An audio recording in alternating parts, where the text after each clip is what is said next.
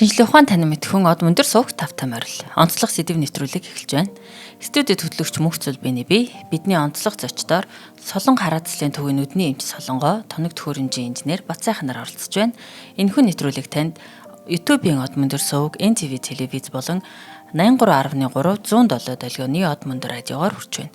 Өнөөдрийн дугаар танд Монгол хүний эрүүл нүдний төлөө ураатай Солон хараацлын төв спортын барааг Америкаас ураатай Зая спорт шопын дэмжлэгээр хүрч байна. За өнөөдрийн нэвтрүүлгийн эрхэм зочд маань хараа тэглэх буюу лазерын туяаны тусламжтайгаар хугарлын гажиг засах мэс заслын талаар ярилцахаар хүрэлцэн ирсэн байна. Сайн байцгаана уу? Од өндөр тавтай морил. Баярлалаа. За зочд маань маш сонирхолтой сэдвээр ярилцахаар ирсэн байна. Тэгэхээр энэ нөгөө миний хувьд болон нүдний шилтэй хүн болгоны сонирхдаг сэдв баг. Тэгэхээр энэ талаар мэдээлэл авч байгаадаа баяртай байна. Мөн үзэгчид сонсогчдоогоо энэ талаар мэрэгжлийн эмчийн зүгээс тэгээд энэ төрлийн мэс заслын мэс заслыг хийдэг туршлагатай эмнэлгийн мэрэгчлэтнүүд зүгээс мэдээлэл авч байгаадаа баяртай байна. За баярлалаа. За өөрсдөө танилцуулаад эхлэе. За миний солон нүдний эмнэлэгт солон хараацлын төвд яг лазерын мэс заслын чиглэлээр мэс заслаа хийгээд ажилтаа яг нүдний эмч байна. Лазер мэс заслыг одоо сүүлийн 1 жил гаруй хугацаанд хаягдж байна. Нүдний эмчээр ер нь бол 1 6 жил орчим ажиллаж байгаа. Ийм ажлын туршлагатай эмч байна. Одоо би яг өөрөө яг гардаж лазерын мэс заслыг хийдэг, үйлчлүүлэгчтэй үздэг болохоор яг энэ талаар илүү төлхөө мэдээллүүдийг яг ямарч одоо энэ талын мэдлэг байхгүй хүмүүст илүү төлхөө ойлголт өгч чадах болов уу гэж бодож байна. За баярлалаа. Сайн бацхан уу. Бацайхан гэдэг. За би Солон хараацлын төв эмнэлэгт тоног төхөөрөмжийн инженер 2 жил болж байна.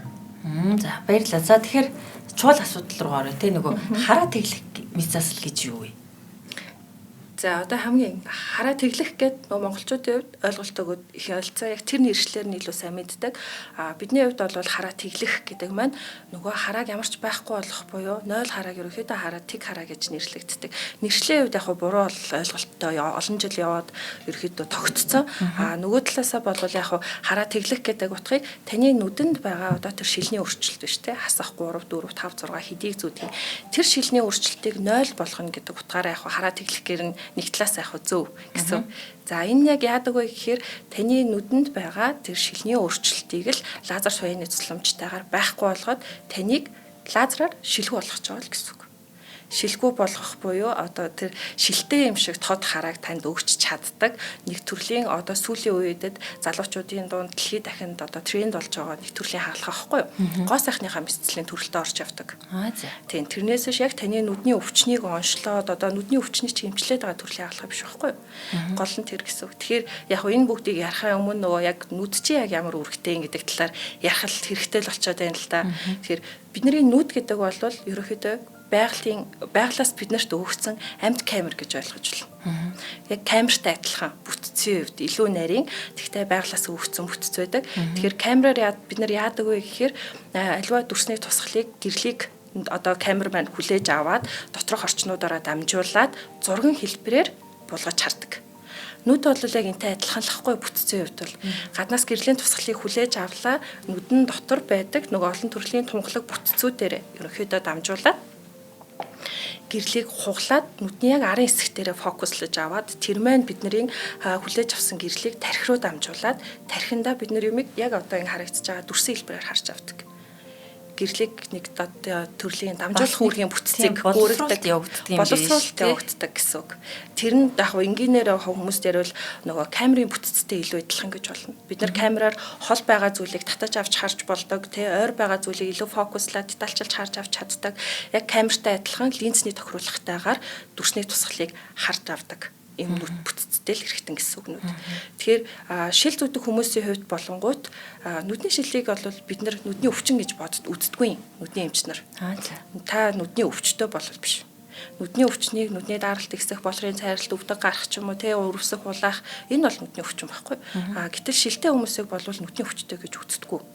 Зүгээр л таны нүд хэлбэр хэмжээ хуглах хүчний хувьд ч юм уу альсвал олдмолоор ингээ үүссэн хит булчингийн чангарлаасаа хит их ойрын зайны ямиг үцээр агаад нүдэ ачаалуулаад ч юм уу нүд рүү гэрэл хугарч орох тэр хугарлын замд нь алдаа үүссэн. Тэгэхээр та юмыг тод харж чадахгүй байгаа. Холын юмыг харж чадахгүй бүүдгээр хараад байгаа ч юм уу. Энэ асуудлыг нөгөө оптик гэдэг зүйл буюу шилнүүдний шилний тусламжтай. За тэр цуглуулад байгаа, сарниулаад байгаа, сарниулагч шилнүүдийн тусламжтайгаар та нүднийхээ урдаа хугалах хүчиндээ таарсан хэмжээний шилийг зүүгээд тэгээд яг шилтэй юм шиг одоо тод харааг одоо алиад дүрсний тусгалыг сайн хардаг л гэсэн үг л дээ. Тэгэхээр одоо чинь энэ хараа нь одоо би одоо нүдний шил зүүж байна тий. Тэгэхээр энэ нь олдмол байж болно мөн төрмөл байж болно. Тийм байж болно гэсэн үг. Тэгэхээр нийт хүн амд ер нь хэрэг тохиолддог вэ ер нь бол? Ер нь бол маш түгээмэл. За ер нь бол баг 3 үндэстний нэг нь бол шилтэй. Бага. За тэгээд төрөлхөх болвол яг хөвчлөө угаасаа төрөлхөөсөө ямар нэгэн харааны асуудалтай ч юм уу удамшлын асуудлууд айгүйх байдаг. Энээс холбоотойгоор хараа холмоодч болно. Тэгвэл сүүлийн үедэд нөгөө технологийн хөгжилтэй холбоотой хүрээлэн орчинтой холбоотойгоор олдмол байдлаар хурлын ажигтай болж байгаа тохиолдол бүр маш ихсэж байгаа. Тэгээд ялангуяа хүүхдүүдэд бүр маш их байгаа тийм. Тэгээ ер нь тэгэл нэг 2050 он гэхэд дэлхийн нийт хүн амын ер нь бол 3-ны 1 нь бол шилний асуудалтай болно гэсэн бодлоготой судалгаанууд хүртэл тоо баримт гарч ирж байгаа. Яг нь энэ шилний асуудалтай болно, шилний хэмжээ нэмэгдээд байна гэдэг чинь цаашдаа нүдний эрүүл мэндэд бол мэдээж сүрүүгээр давартай л да. Асуудлууд үүснэ, нүдний даралт ихсэн, буцад нүдний дотрын нөгөө хөгшрөлийн холбоотой процесс асуудлууд илүү их наснаасаа эртэл үүснэ гэсэн. Тэгээ хараамууд нь юм харахгүй байна гэдэг чинь хүний хувьд аягүй хэцүү байхгүй юу? Тэгээ хүн ямар нэгэн байдлаар яг тийчилж болохгүй ч гэсэн бусад эргэтнэлээр дутуутай явж бол чаддаг ч гэсэн юмыг харахгүй явна гэдэг бол асар их нөгөө амьдралаас авах ямар ч таашааллыг байхгүй болгодог. Тэгээ хүн зөвхөн нүднийхээ хараа гэдэг эргэтнээр нэг л зүйлийг хараад тэрийг хүрхгүй амтлахгүй байдлаар шууд 80% мэдээллийг нүдэрээ хараад олоод авчдаг. Тэрэнд хүрээд ах шаардлага байхгүй, амтлаад ах шаардлага байхгүй маш их мэдээллийг нүднээс хүлээж авдаг. Нүдний нийт мэдрэхүүгийн 80%-ийг ингэж хүлээж авдаг. Учираас мэдээж хараа гэдэг бол бүх хүний хувьд маш чухал асуудал. Тэгээд дээр нь урлаг гоо зүү гэдэг ойлголт байна шүү дээ. Хараа байхгүй, энэ бүгдийг харахгүй байна гэдэг түүнээс авч болох таашаал мэдрэмжийг байхгүй. Тэгээл нөгөө эргээл амьдралын чанарын асуудал яригдчихэж байгаа байхгүй юу? Амьдралын чанар маш их хэмжээгээр дорооддог. Тэгээл тэрнтэй холбоотойгоор нөгөө ажиллаа ихэд хэцүү те. Тэгээл өдөр тутмын дуртай зүйлсээ хийж чадахгүй. Тэгээл бидний банд хүний угсаа гол амьдарч байгаа зорилго чинь энэ гой зүйлсүүдийг хараад мэдрээд те чанартай л амьдарчмаар шүү дээ. Тэр бүх зүйлийг бид нүднээсээ олж авч чаддаг учраас хамгийн чухал асуудал бас болчиход байгаа юм.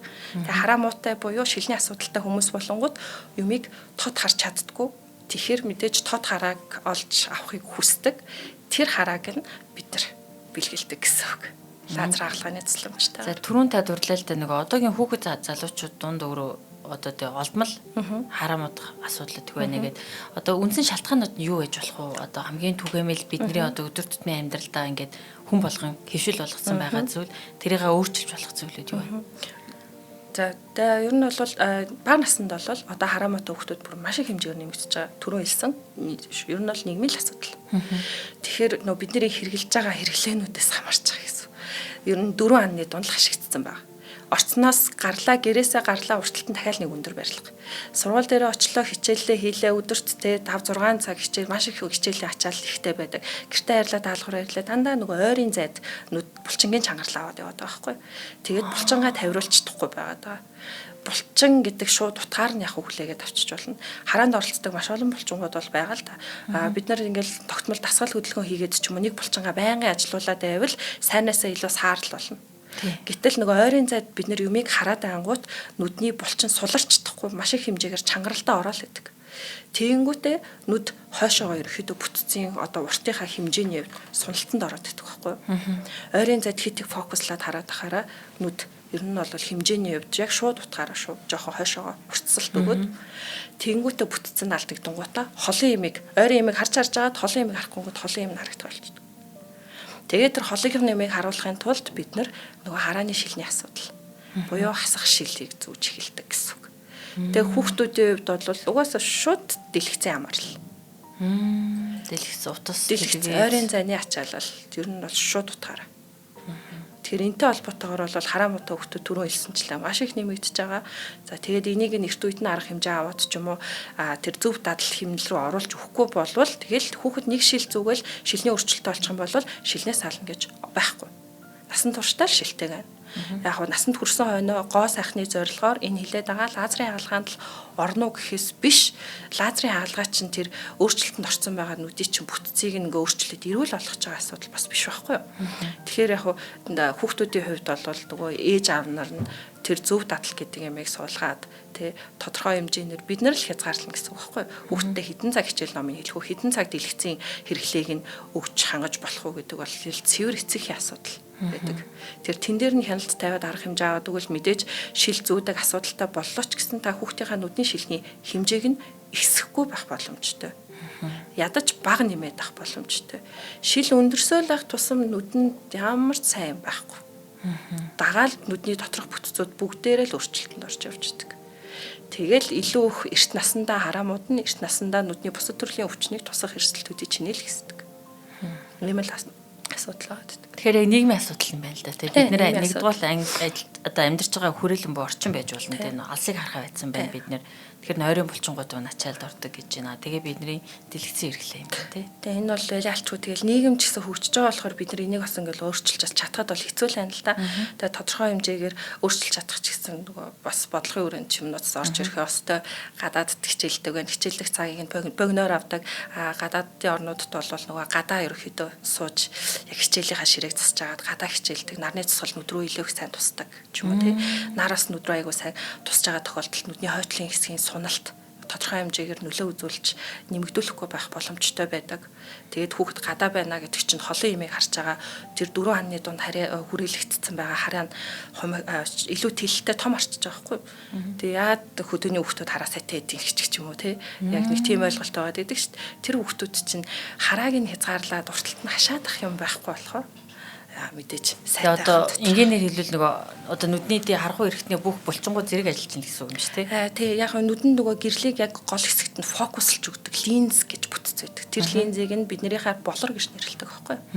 За тэгэл нөгөө хүүхдч гэлтгөө одоо том хүмүүсийн хувьд ч гэсэн тий нөгөө ойрын ямиг хит их хараад ахаар линз маань нөгөө хол ойрын зайтай ингээд булчингийн сулрал чангарлын өөрчлөлт өгөөд бид нар ойрын ямаа харангуут зөвхөн ойрын юм одоо яг фокуслагдангуудаа захисгын юмнуудыг харагдах болчдөг. За холын ямиг харангуутаа нөгөө булчин маань сулраад холын ямиг илүү тод хардаг. Тэгээ ингээд харилцсан байдлаар нөгөө яг л камерны линзний бүтцтэй адилхан хол ойртой фокуслсан байдлаар харж явах хэрэгтэй байхгүй нүд маань. Гэтэл тэрийг нь хийхгүй нөгөө хамаг байдаг юм ойрын зайдаа ингээд төвлөрүүлээл тэгэнгүүт булчингийн чангарах, одоо суллах ямар ч тийм хүчийг өгөхгүй байхгүй нүдэндээ. Тэгэл удаан хугацаанд булчингийнхаа сулралыг өгч чадахгүй чангаралтай явуулаад ахаараа хараа мутчих. Одоо холын юм харчдаггүй. Булчин ч суларч чадахгүй л яваад байна гэсэн үг байхгүй. Тийм байна. За тэгэхээр олдмол байж болно, төрмөл байж болно гэдгийг ойлголоо. За тэгэхээр яаж засч болох вэ? За засна гэвэл хүүхдүүдийн төрүүлсэн чинь одоо шилэлц. За яг нөгөө шилгүү болох одоо сүүлийн үед нөгөө технологи хөгжихээр эмчилгээнүүд гарч ирж л байгаа л да. За тэр нь бас янз янз байдаг. За тэгвэл яг насанд хүрсэн хойноо үнэхээр хүсээд тэр хүн шилгүүгээр би хорвоо ертөнцийг тод хармаар байна. Шил зүүх надад хэцүү байна, төвөгтэй байна тий. Эсвэл шил үнэхээр зүүж чаддгүй ч хүн байдаг. Шил нь их бага хэмжээндээ биш зүгээр л зүүхээр дотор мухаар дэвгүй болгодог. За тэр араам гэдэг юмд маш их түртдэг ч юм уу. Үгүй бол ажлын шаардлагаар тамирчин хүмүүс. За эсвэл одоо нөгөө аль төрлийн онцгой одоо заалт тавьдаг мэрэгчлүүд байгаа чинь тийм хүмүүс шилгүй байх ёстой байдаг. За тийм зорилгоодоор эсвэл өөрийнхөө хоббиндоо тулгуурлаад ч юм уу ингээд шил төвхтэй байдаг бол тэр хүний амьдралын чанарыг нь сайжруулах зорилгоор бид нар нүднийх нь бүтцийг лазер туяаны тусламжтай өөрчлөөд тэгээд шилхүү болгочихж байгаа мэдслийг л лазерын хаалгаа буюу тэгээд лазерын хаалганд орж болно гэсэн. Тийм ээ. Би бол одоо 20 гаруй жил нүдний шил зүүж байна. Тэгээ урд нь бол анзаардаггүйсэн. Одоо бүр үнэхээр төвшөөдөг болсон шилнээс. Үнэхээр төвшөөгд идэг болсон. Тэгэхээр лазерын хаалганы тусламжтай түрүү хэлсэн нүдний яг ингээ нарийн бүтцүүд байгаа юм л та. Яг лазерын хаалгаа гэхээр бид нэр хаана хийгээд байна вэ гэхээр за нүдийг та ер нь бол зүгээр л нэг юм бүхэл яг гэрэл зургийн камер гэж ойлгох тавьчих. Гэрэл зургийн камер. За тэр камерны чинь хамгийн уртлын хэсэг нь одоо линз тодорхой юм линз байгаа шүү дээ. Хол ойрын цаг фокуслж харуулдаг байгаа линз байгаа. Линзний урталт нөө шил байдаг шүү дээ. Нэмгэн шил гэсэн. Одоо камерны ч гэсэн хамгийн уртлын нүрийн хэсэг, нүдний ч гэсэн хамгийн уртлын нүрийн хэсэг нь тэр камерны уртлын линз буюу бидний хаар нэрлэдэг нь эвэрлэг бүрхүүл гэж нэрлэдэг юм бид нар. За тэгэхээр энэ эвэрлэг бүрхүүл рүү бид нар одоо нүдний доторх бүтц рүү орохгүйгээр хамгийн түрүүнд нэгдүгээр сонголтоор хүрч болно. Бүтцийг нь өөрчилж болно. Одоо хаалгаа ихэд бид нарт арай илүү амар шүү дээ. Заавал тэр нүдний доторх одоо хэсэг рүү ороод байхгүй хамгийн наад зах нь эвэрлэг бүрхүүл дээр хэлбэрийг нь дүрсийг нь өөрчлөөд аюу ажиллах нь. Шилний өөрчлөлтийг нь засч болох нь. Тэгээ ерөнхийдөө нүд гэдэг чинь тэр чигээрээ нэг юм том одоо гэрлийг хүлээж авч хуулж байгаа ийм том оптикийн бүтц гэж нэрлэгдэж явдаг байхгүй. Энэ маань үндсэндээ ерөнхийдөө зүгээр яг шууд утгаараа хоёр л бүтцээс хамаарч идэв.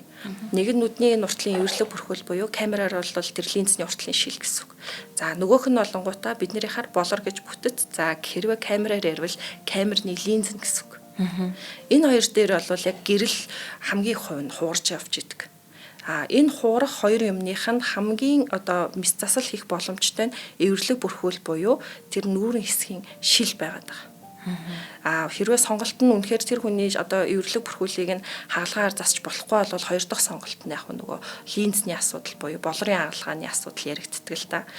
Гэхдээ боломжтой хүмүүстэр болвол бид нэр энэ уртлын шилийг л лазертаа л жоох нэмгэлэлт хийгээд хэлбэрийг нь өөрчлөөд засаад өгчдөг гэсэн үг. Ингэж хаалгаа ерөнхийдөө хийгддэг хаалгаа байхгүй юу? Лазерын хаалгаа гэдэг маань. Тэгэхээр косметикийн хаалгааныхаа төрөлтөө ялцчгүй орж байгаа юм л да. Сая би яг таныг тайлбарласан чинь тэр нөгөө болор солих тэгээд нөгөө лазерын хаалгаа ингээд лазераар юу гэдэг ялгааг нь ойлгохтой л доо.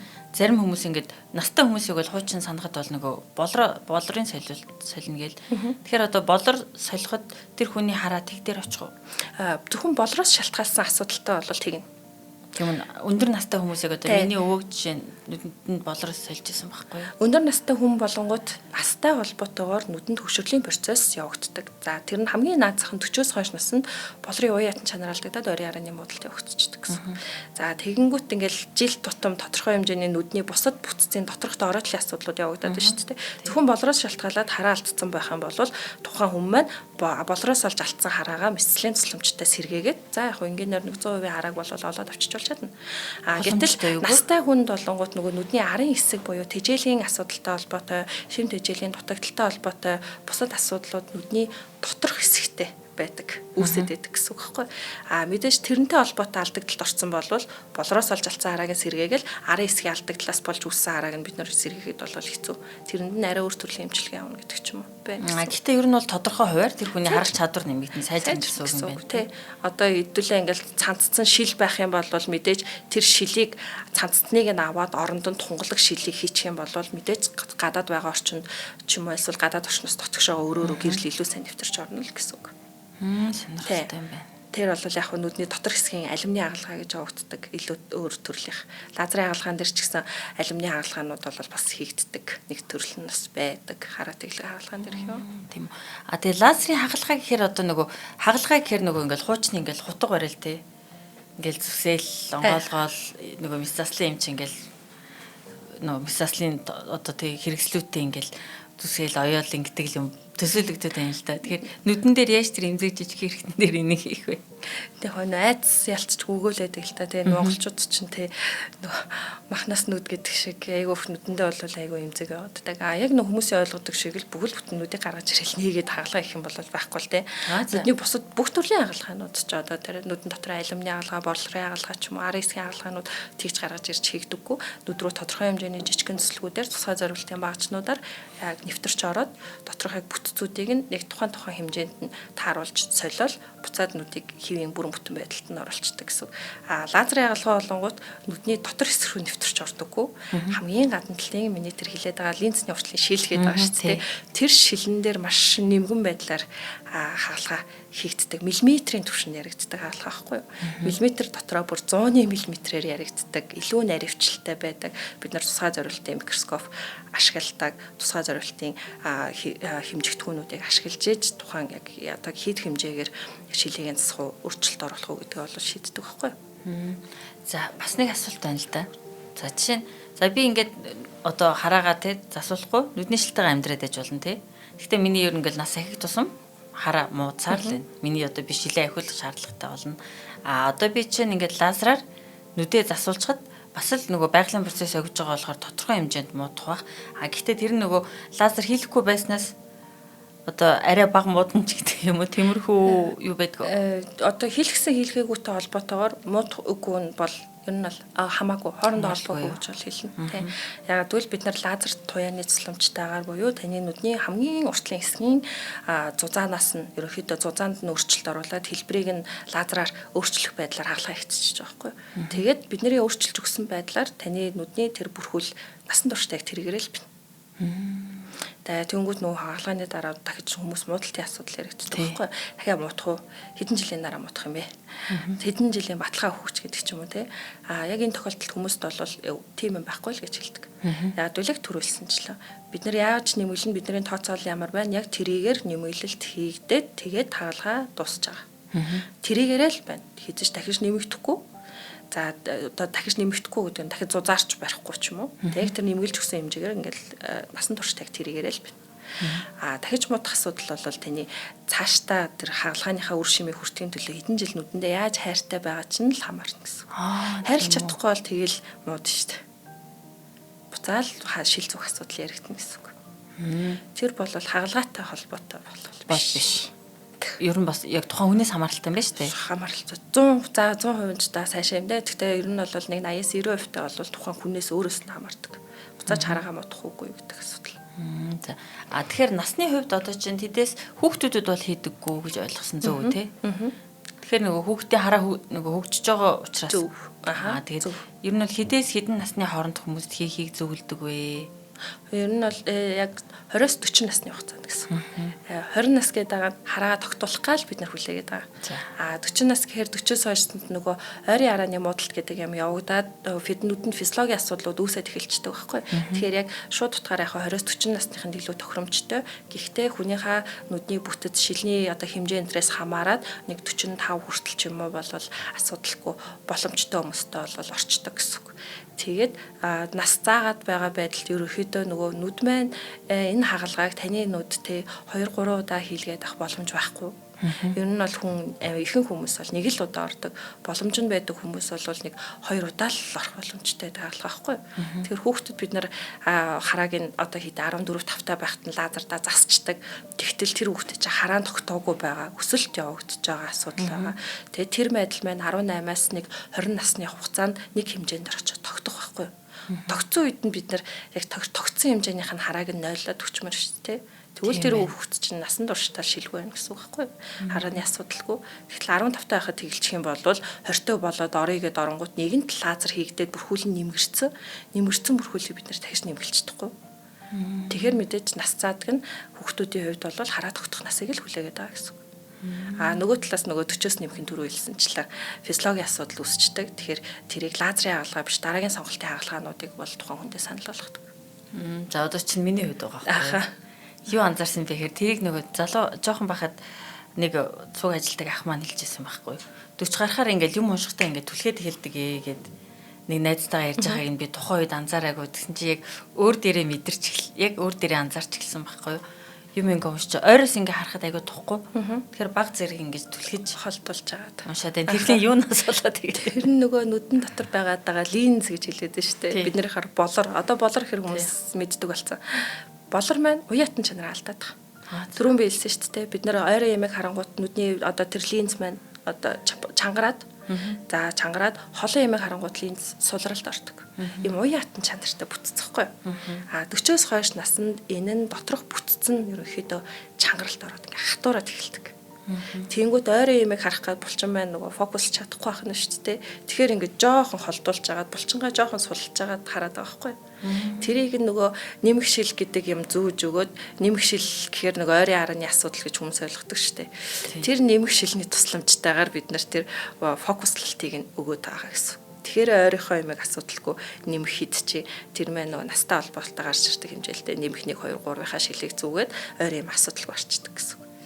Сая ингэж тайлбарласан чинь би таны нөгөө яг энэ болор тэгээд хамгийн тэ наатлын одоо эвэрлэг бүрхүүл хоёр тэгээд нөгөө хүмүүс зарим хүмүүс нөгөө хагалгаа лазер хийлгэсэн чинь муудлаа гэдэг учрыг нь ойлголоо. Тэгээд эвэрлэг бүрхүүл нь бол яг л хийснээрээ зөв зүгээр байгаа юм байна. Насжилттай холбоотойгоор болорт нь өөрчлөлт ороод байгаа юм байна зөв. Тийм болор. Яг яг шууд хамгийн түгээмэл байдаг нь энэ хоёр ихгүй. Тэгэл арын хэсгийн асуудал бол жамсаар үүсдгээр үүснэ. Тэгэл аюул олон зүйлээ шалтгаалдаг учраас тэр бол арай олон юм ярих гээд. За баярлалаа. Маш сонирхолтой сэдвээр ярилцж байна. За өнөөдрийнхөө нэвтрүүлгийн ивент тэтгэгчийг нэг дурдъя. За өнөөдрийн нэвтрүүлгийн маань ивент тэтгэгч спортын хувцсыг Америкаас ураатай Zaya Sport Shop ажиллаж байна.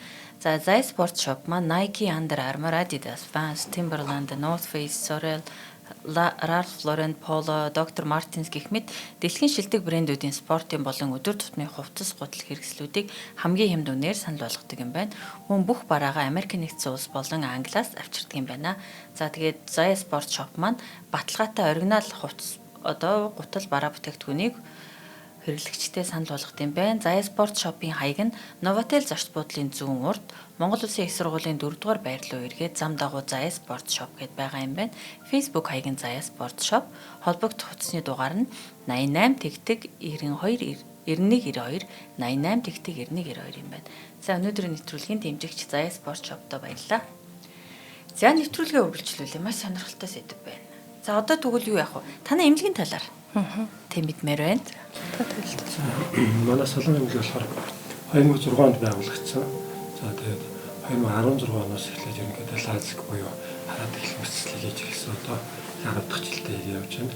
За тэгээд 20 оноос ерөнхийдөө бол лазик төв маань тусдаа байсан дээр юм ингээд ерөнхийдөө төслөө боловсруулж байгаа 23 он Германы Швейц брэндтэй хамтраад албан ёсоор хамтраад солон лазик төв гэж байгуулсан байгаа. За тэгээд яг Швейц брэнд маань болохоор өөр 1958 оноос 58 онд үүссэн 60 гаруй жилийн түүхтэй юм компани байгаа. За яагаад Швейцийг сонгосон бэ гэхээр ерөнхийдөө бол лазер тоног төхөөрөмж үйлдвэрлэлээр дэлхийд зэрэгүүлэгч ерөнхийдөө олон улсад энэ нүдний лазер мэдчилэл хийдэг эмнэлгүүд ерөнхийдөө 80% нь Швейц компани төхөөрөмжийг ашигладаг байна. За тэгээд түрүү хэлсэн яг лазер мэдчиллийн талаар дахиад нэмээд хэлэхэд эвэрлэгдээр хийдэг гэсэн чинь тэр лазер нь за энэ эвэрлэг нь болохоор тийм бөөрийн юм сфер хэлбэртэй байгаа байхгүй юу. За тэгээ яг лазер хийгээд яг төв хэсгээр нь жоохон хавтгааруулад хэлбэрийг өөрчлөөд тэгээд зөв фокустай болгож өгöd байгаа байхгүй юу. За тэгээд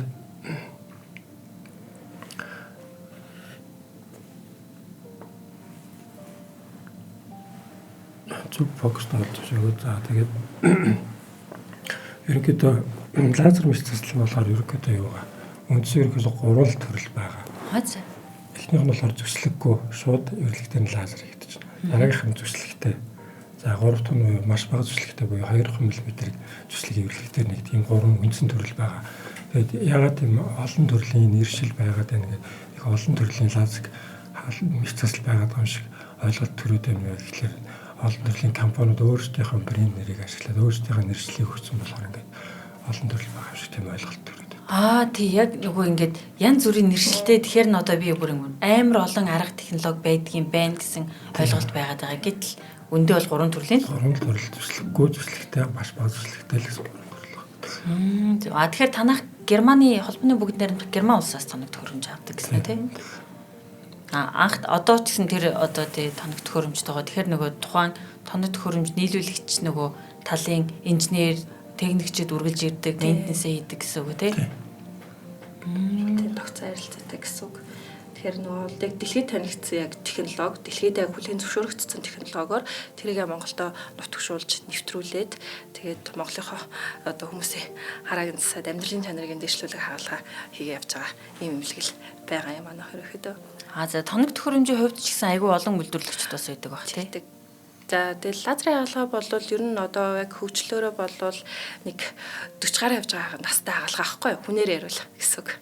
Хамгийн анх бүр 1950 оноос бол яг нэг хамгийн анхны хөгжүүлэлтээр хийж яригдчих явж лээсэн л та. Тэгээд 87 онд болонгуудаа хаалганы төрлүүдээс маань огт одоо нүдэнд багж хүрэлцэхгүй зүслэг байхгүй шууд лазердаг төрлийн хаалгаг бол хамгийн анх 1987 онд хийжсэн. За тэгээд хөгжүүлэлт маань хийгдэж явсаар байгаад за тэр хаалга бол нүдийг яг шууд лазераар ингээд түлдэг байсан учраас зөөр айгүй ихтэй эдгээрх хугацаанд тодорхой хэмжээгээр шаарддаг хаалга байсан.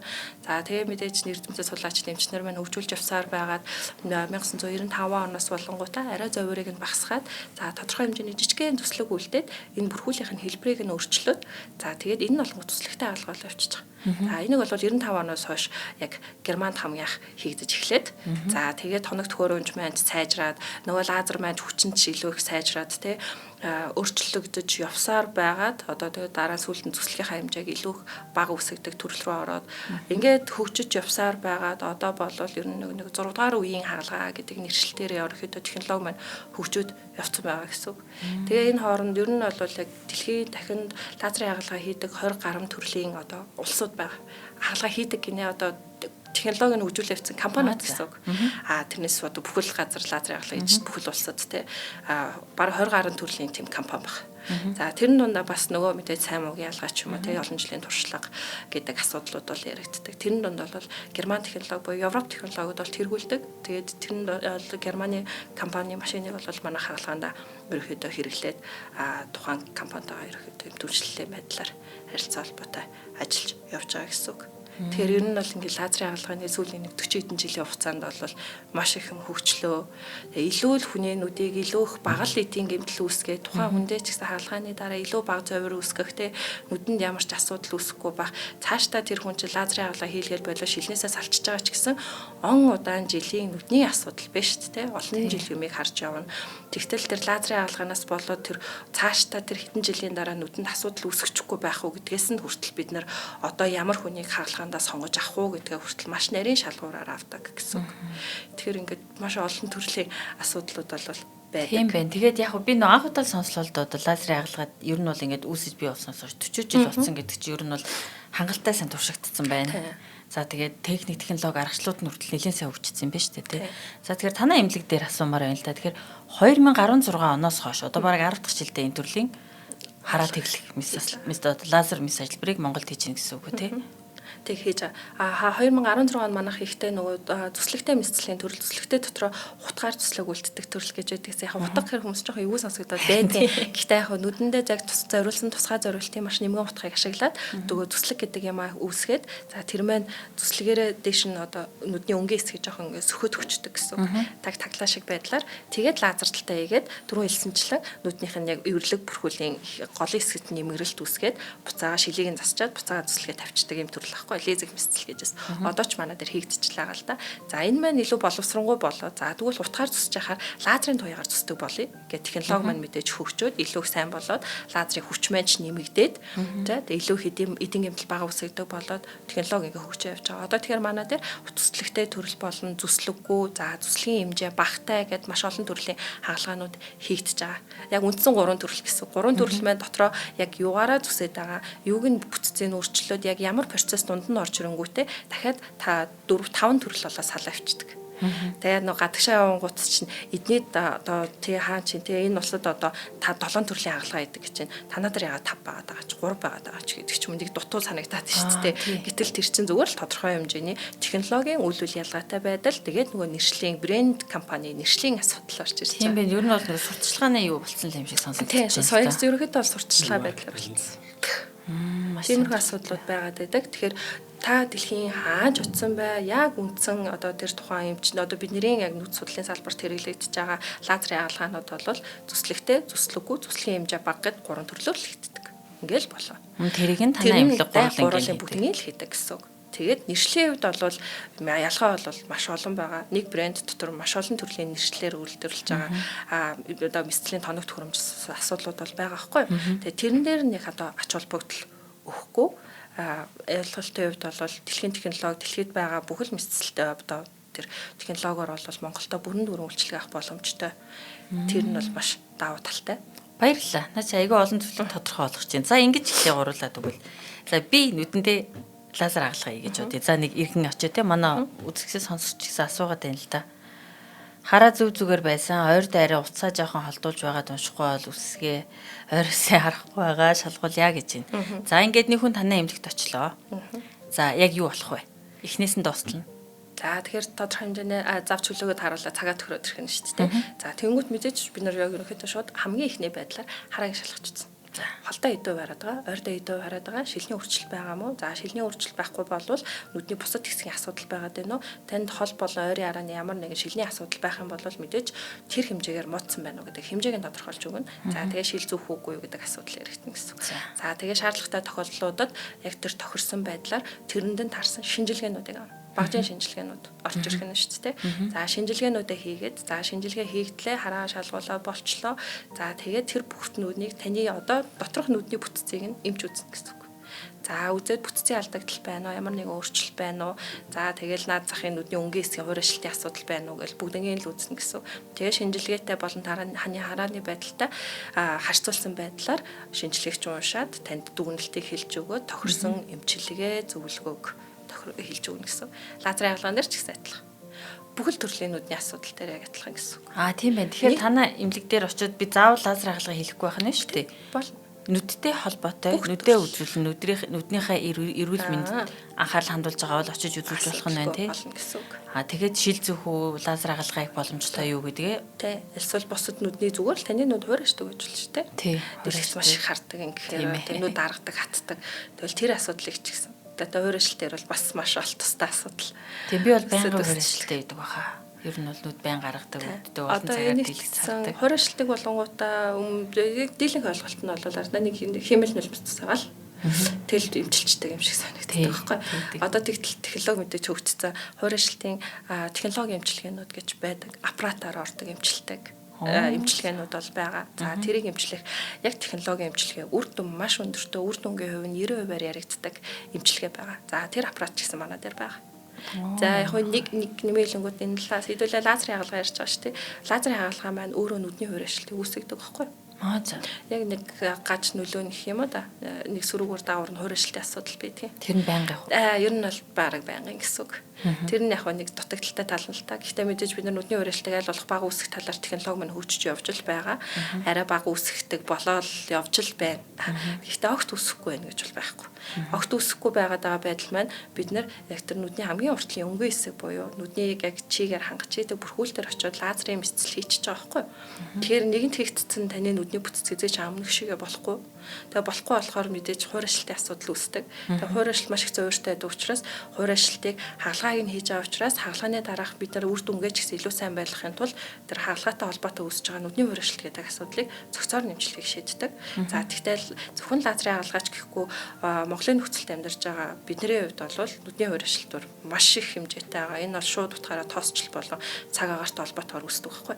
Тэгэхээр энийг ч гэсэн юутаар нүдний хуурайшлтын эмчилгээнд ороод асуудлыг шийдэж болно. Ямар ч асуудалгүй. Эмчилж бид нар өрн дөр эмчилж болж чадна. Нүдний хуурайшлтыг. Баярлалаа. За ингэ. За би миний нүд нэг тал нь хасах 375. Нэг тал нь. Нөгөөх нь тэг 75. За. Тэгээд цилиндртэй. За тэгэхээр би яг өөрөө урд нь бол ингээд яг лазерын ажилбар хийлгээ хүсэлтэй байсан боловч хариуцлагатайгаар мэрэгжлийн хэмжээнд очиж хандаж үзүүлээгүй. За тэгээ сошиал медиагаас тийм үү зураг телевизээр ингээд хүмүүс энэ тэнд очиж хараагаа тэглүүлсэн энэ сайн байна тийм үү байна гэж олон юм сонсч байсан яг хуу. Тиймэрхүү пост мэдээлэлд нэг анхаарал хандуулаад байдаг байхгүй юу? За тэгээ миний ойлголт ямар байсан бэ гэхээр за минийх цилиндртэй болохоор ер нь бол их төвөгтэй юм байна. За тэгээ цилиндртэй болохоор би одоо Таиланд ч юм уу заавал Солонгос ч юм уу те энтгэгт ч юм уу очиж эмсүүлэх ёстой юм байна гэсэн ойлголттой байсан.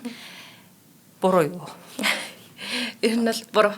За тэгэхээр шилийн өөрчлөлтийг бол хүмүүс яг шилэндээ ач холбогдол өгдөг байхгүй. Би хасах 3 үзэг 6 үзэг за болоо би хасах 8 айгүй өндөр шилнүүд байдаг л да. Ийм шил зүүдэг юм чи би бараг болохгүй байх уу боломжгүй байх. Уг бол би контакт линз зүүдэг.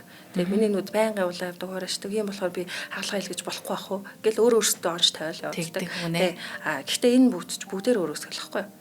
Та шинжилгээ өгч ээж те таны нүд чинь ямар байгаагаас хамаарч ээж хаалгаанд орох боломжтой өгч нь л хамаарна. За шилний хэмжээ яг хүмүүс ингээд сонирхоод байдаг л да. Лазерын буюу хараад теглэх хаалгаа бол таны нүдний шилний өөрчлөлт хасах 10. Цилиндр шил бол хасах 6 хүртэл.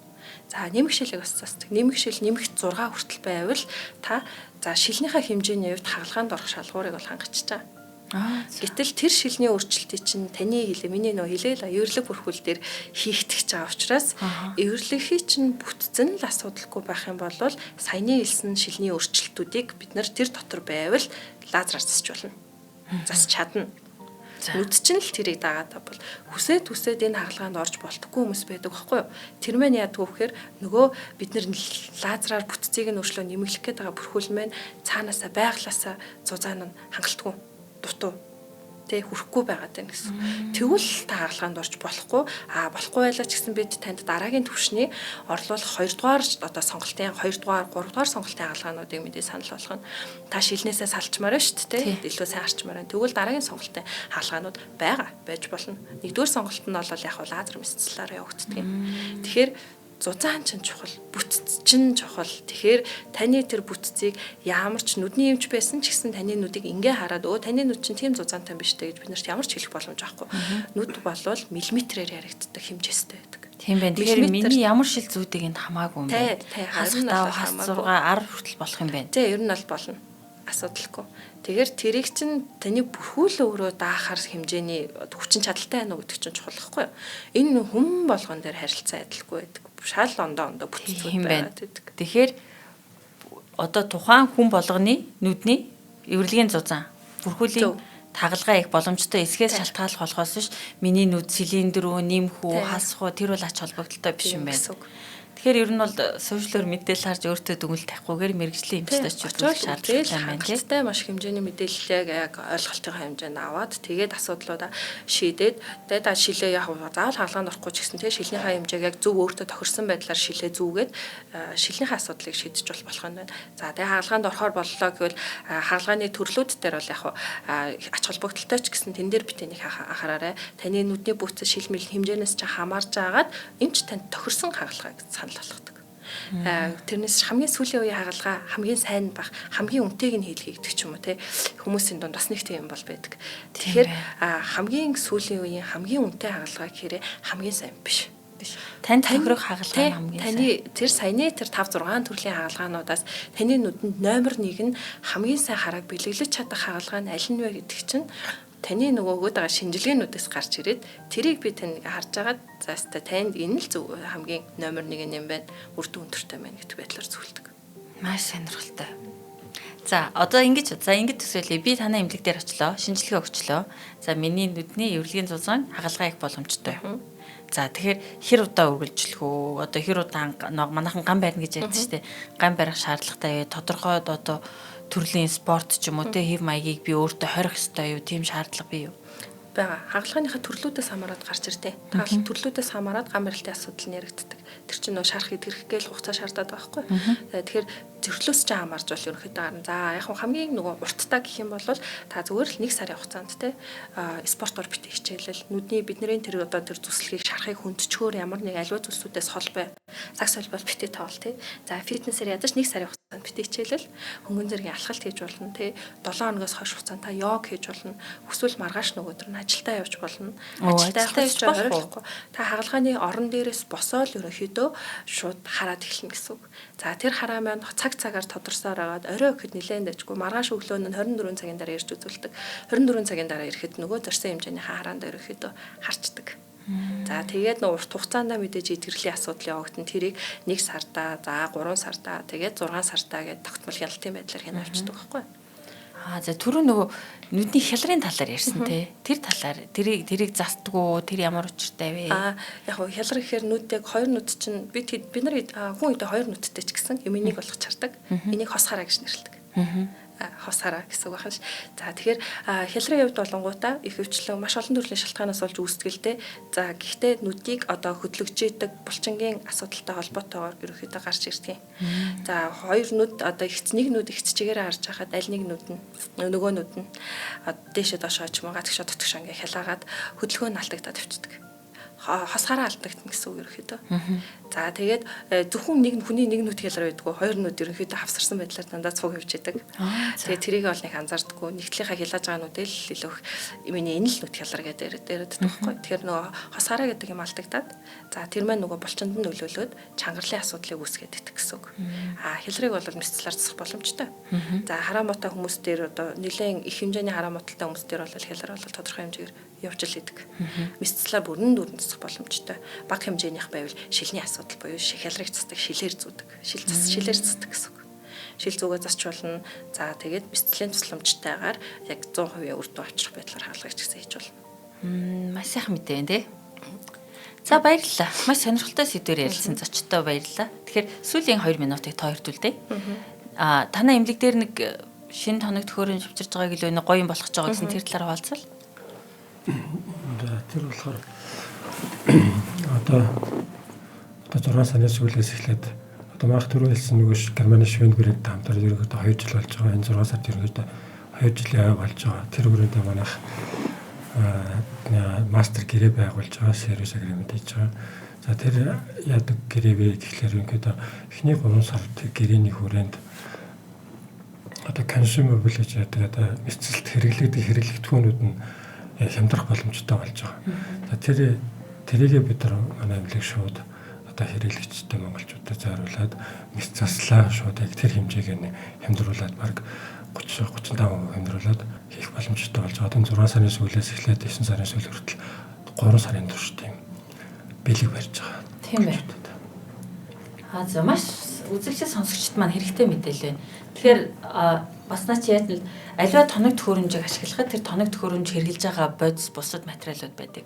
Тэгэхээр танах тэр одоо тий брендтэй гэрээ байгуулснараа тэр хэрэглэх материалынхаа үнийг тодорхой хугацаанд бууруулах боломжтой үртгэх бууруулж байгаа болохоор улмаар тэрнтэйгээ холбоотойгоор мэдцлийн яг үндсэн үртгэхийн үн бас буурах боломжтой гэсэн. Тийм байна. Маш 30% орчмоор буурчиж байгаа байхгүй. Тэгэхээр лазерын агуулгач өөрөө өндөр өртөгтэй мэдцэлтэй өргөхэд орж ирдэг. Тэгээд дунд ч үний хувьд бол нэг 5 саяас нэг 7 сая 5 хагсын хооронд байдаг өртөгтэй байхгүй. Тэгэхээр хүн цагуугийн дарамтаас ч гэсэн маш хэмжээгээр байна. За энэ хугацаанд хэднээс хэдний хооронд гинэ 6 сарын 30-наас 9 сарын 30-ны хооронд. 3 сарын хугацаанд юм байна. За тэгэхээр би энэ хугацаанд очиж хараагаа шалгуулад боломжтой бол лазер хаалгаа хийх юм байна. Тэгэхээр үзэгчд сонсогчдоо ч гэсэн тий энэ боломжийг ашиглаад мэрэгжлийн эмчт нэгдүгээрт мэрэгжлийн хараа мэрэгсэн мэрэгжлийн эмчт мэрэгсэн эмнэлэгт мэрэгжлийн эмчт өөрийнхөө хараагаа үзүүлээд хүний хараа хүний хамгийн нанд эргэтэн бид нэр амьдралыг таашаах аль жаргал энэ бүгдийг бид нэр дийлэнхийг нь хараа гараа гоо зүгээр болж авдаг. Тэгэхээр чухал нандин эргэтнээ хайрлаад мэрэгсэн эмнэлэгт мэрэгжлийн эмчт үзүүлээд зөвлөгөө авах хэрэгтэй байна. За тэгээд нөхөн би бол яг тийч Монголд гэдэг байдлаар илүү хүмүүсийг байгаа чи одоо ач холбогдол өгөөч гэдэг байдлаар яагаад гэвэл Монгол хүний нүдний онцлог гэдэг чинь шал өөр бүтцтэй байхгүй юу? Монголч бай, солонгосч бай те зүгээр ингээд Аз дотроо байсан ч гэсэн бид уур амьсгалаас хамаарат те уур амьсгалын асуудал байна, гений бүтцийн генетикийн асуудал бас байгаа те. Энтэй холбоотой байдлаар таны мэс засал чинь нөгөө одоо хийгдсэн шал өөрөөр явагддаг гэсэн үг. Тэгэхээр Монголдоо ерөөхдөө яг энэ одоо технологи бол угаасаа байгаа. Одоо мэрэгсэн хамт олонч байгаа учраас энэ дээр бол ямар ч асуудалгүй. Гол нь бид нэр яг монгол хүнийхээ нүдний онцлогт нь тохирсон байдлаар тодорхой хэмжээний програмчлал бий болгоод бидний хаалгааны одоо тэр хийгдэж байгаа бүх зүйдэл манд яг шинээр яг бий болгож өөрсдийнхөө нутагтаа өөрсдийнхөө эмнэлэгтээ нутагшуулж байгаа байхгүй. Тийм байна. Монгол хүний физиологийн онцлогт таарсан тий. Тийм учраас яг энэ нь хамгийн чухал. Тэрнээс ялчгүй косметик мэдсэл учраас хаана хэлэх нь бол хүний сонголтолтой. Гэхдээ буцаад нөгөө эргэх холбоо гэж юм байдаг. Би ч мэдсэлийнхаа үр дүнгээ хянамаар байна. Тухайн хүн маань ч мэдсэлийнхаа урт хугацааны үр дүнгээ өөрөө мэдрээд хянуулаад ойлголт аваад явах асуудал байна. Тэгээ хаалгаа хийгээл болчдөг юм бол биш. Хийгээд болоод итгэрэл шаардагддаг. Энэ хугацаанд маш их зүйл болдог. Тэрний талаар ямар ч ойлголтгүй. За тэгэл нөгөө таны хараа муугаараа тогтчих юм бол боломжгүй. Буцаж сэргийх боломжгүй. Тэгэхээр эргэх холбоо гэдэг зүйл маш их хэрэгтэй байдаг. Тэгээ лазерын хаалгаан дээр ч гэсэн хараа 3-аас 6 сар болж ижиг бүрэн тогтолт явагдлаа гэж үздэг учраас ер нь бол Монголдо яг мэрэгжлийнх нь хэмжээр мэрэгжлийнхаа өөрийнхөө төрлөх хэл дээр гэсэн үг. Сайн илүү нарийн ойлголтыг аваад хэлэхжүүл илүү хүмүүст бас одоо хэрэгтэй шүү. Би яг энэ дээр л хамгийн гол нөгөө хүмүүсийн нэг асуугаад байдаг ялгаатай байдлыг бол хэлмээр санагддгийн. Монгол дуу гадаад дуу гэдээ асуугаад байдаг. Тийм баярлалаа. Наа чинь гэсэн яг нөгөө надад байсан асуултанд хариулчлаа л да.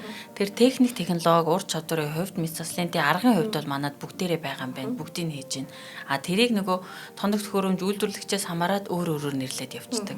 Тийм тэгэхээр нөгөө гадаад болохоор олон төрлийн хамгийн сүүлийн үеийн техник, технологи аргачлалыг хэрэглээд байгаа юм биш ээ. Монголд ч гэсэн энэ бүгдийг хэрэгжилж байгаа. Дээр нь нэгдүгээрт Танах өөрөө Монголд ингээд үйл ажиллагаа явуулаад удаж байгаа болохоор яг нөгөө монгол хүний бие физиологийн онцлогийг уур амьсгалаас шалтгаалсан, хоол хүнснээс шалтгаалсан ч юм уу те насжилттай холбоотой тэр онцлогийг мэдж байгаа болохоор тэр хүнийхээ яг монгол хүний бие илүү тохиромжтой байж болох те арга аргачлал технологиг санал болгож болох нь шүү те. Тийм зөв хамгийн гол нь чухал гэсэн үг. Тэгээд гол нь энэ чинь бид нар Монголоор хийгдэж байгаа хаалгаа учраас бас ер нь бол нөгөө арга ухаан чинь судалгаан дээр л хөгжиж явж байгаа шүү те. Судалгаа шинжилгээний асуудал улсаас яригддаг. За тэгээд бид нар энэ дээрээ илүү дахиад юуг нь өөрчилж бол тохируулж болохоор байна. Яавал илүү сайжрахаар байна гэдэг дата мэдээлэлээ цуглуулдаг те. Яг тэрнтэй холбоотойгоор л одоо хүртэл одоо сүүлийн 2 жилийн хугацаанд хийгдэж байгаа манай тэр хийгдсэн агуулгынууд дээр хүртэл дата мэдээлэлээ цуглуулад за яавал илүү үр дүнтэй байх нь Монгол хүндэт үйл яг аль нь илүү болоод байна, аль аргачлал нь зүгээр байна. Хаалгаагаа яг ямар тооцоололоор хийх үү гэдэг ч юм уу илүү нарийн юмнуудыг бид нар тооцож гаргаж ирдэг. За тэгэхээр тэнтэй холбоотойгоор таны хаалганы дараа хараа тогтолтын байдал нөгөө харааны одоо нарийн үзүүлэлтүүд ч хүртэл хамаарч явдаг байхгүй. Тэгээд эргэх холбоо гэдэг зүйл маш чухал байдаг. Монгол хүний нүдний бүтц маш онцлогтой. Монгол хүний эвэрлэг бүрхүүл буюу тэр эвэрлэг гэдэг бүрхүүл ер нь бол Азууд дундаа нэмгэндээ орж явдаг. Бид нар тийм нэмгэн бүтцтэй хүмүүс. Тэ тэгэхээр энэ нэмгэн бүтцээр хийж байгаа ч юм уу. Би бол одоо гадагшаа явж ч юм уу тэ өөр улсын хүний нүдний онцлогийн бүтцэд би мэдэхгүй байхгүй юу. Би монгол хүнийхээ л нүдийг үзэж байгаа. Монгол хүнтэйгээ өдөртөө 20-30 хүний нүдийг үзэл яг тэр хүндээ хаалгаагаа хийж ингэж байгаа. Тэгэхээр би яг тэр нүдээ мэдж байгаа учраас тэрэндээ хаалгаа хийхэд хүртэл надад ч танд ч одоо хэрэгтэй байхгүй юу. Яг тэр байдал нь айгуу чухал байгаад байдаг. Баярлалаа. Маш сонирхолтой мэдээлэл үлээ. Тэгээд та хоёрын яриаг сонсны дараа яа харахгүй монгол хүний эрүүл мэндийн төлөө гэсэн ураатай хамт олон юм байна. Баярлалаа. За шинжлэх ухаан танин мэдхүү Од Мөндөр суугийн онцлог сэдв нэвтрүүлгийг танд өрлөө. Студид хөтлөгч Мөнхцөл биений бие бидний онцлог зочдоор Солон гар азлын төвийн нүдний эмч Солонгоо тоног төхөөрөмжийн инженер Батсайхан оролцлоо. Манай нэвтрүүлэг танд YouTube-ийн Од Мөндөр суваг, NTV телевиз, Од Мөндөр радио 83.3 болон 107 төлөөнөөр хүрлээ. Өнөөдрийн нэвтрүүлэг маань Монгол хүний эрүүл мэндийн төлөө ураатай Солон гар азлын төв спортын бараг Америкээс ураатай Заяа спорт шопын дэмжлэгээр та бүгд төрлөө. Баярлалаа. Та бүхэнд баярлалаа, амжилт хүсье. Баярлалаа, амжилт хүсье.